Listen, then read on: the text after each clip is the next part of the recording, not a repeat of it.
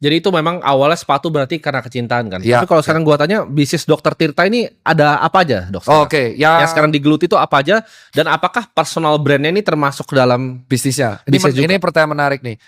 SPT ku tuh tinggi tuh, sembel. Aduh, ya ampun, nyetor pajak. Bukannya bagus SPT tinggi. Betul, penyetor tertinggi ya kan, penyetor termasuk tinggi, jadi seneng lah.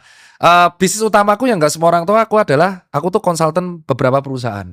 Oke. Itu yang pertama ya. Jadi aku menjual intelektual yang aku punya itu untuk konsultan beberapa perusahaan di bidang fashion dan FMCGs. Oke, jadi kayak Strategis.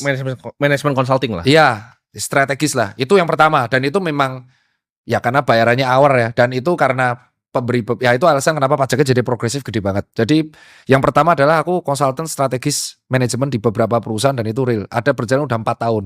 Oke. Yang kedua itu adalah justru Susan Care-nya. Itu bisnis yang harus tetap akan ada karena itu bisnis yang settle lebih dari 12 tahun di aku. Iya.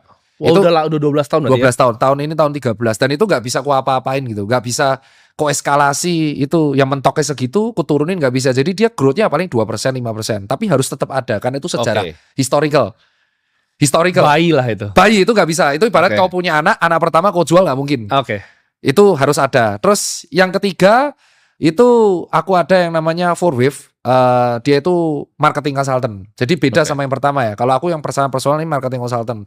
Dia khusus ngurusi Itu bisnis. personal atau ada banyak konsultan lain? Kalau ini banyak konsultan lain. Itu khusus untuk skala bisnis yang di bawah 15M per tahun. Oke. Karena kan banyak UMKM yang small medium enterprise. Kalau bayar aku langsung nggak kuat, dia bayar perusahaan-perusahaan. Ya itu si 4Wave. Terus yang keempat itu adalah aku jual beli aparel. Jadi Oke. aparel brand lokal. Itu idealis. Itu bisnis rugi. Oke. Semua orang pengusaha pasti punya satu bisnis idealis yang rugi. Oke. Nah itu aku punya nih. Ini aku suka karena aku masih suka sepatu, aku masih suka koleksi outfit.